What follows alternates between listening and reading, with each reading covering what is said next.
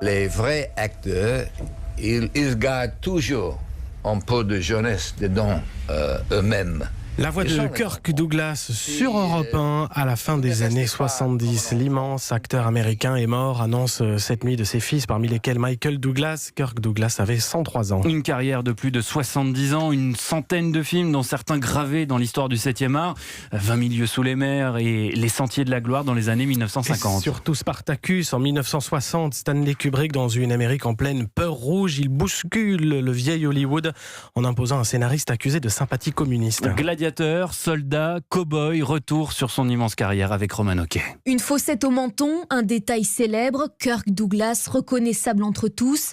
Pour le monde, il était une légende, salue son fils Michael.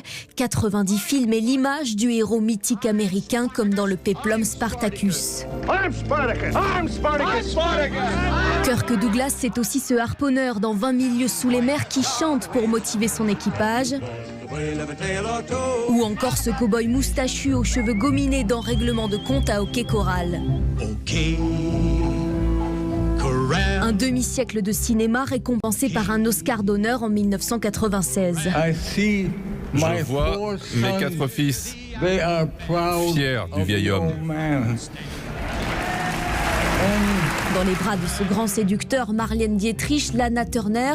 Mais c'est grâce à sa deuxième épouse que Kirk apprend le français, très utile pour présider la cérémonie des Césars en 1990. En Amérique, vous savez, c'est pas très difficile pour un acteur de devenir le président, mais... Une force de la nature aussi miraculée d'un crash d'hélicoptère puis d'une grave attaque cérébrale. C'est finalement à 103 ans que Kirk Douglas, l'immortel, tire sa révérence. Il a eu une belle vie, c'est ce qu'écrit cette nuit son fils Michael Douglas sur les réseaux sociaux. L'Académie des Oscars dimanche devrait réserver un hommage à Kirk Douglas, icône de l'âge d'or d'Hollywood, qui nous a donc quittés cette nuit à l'âge de 103 ans.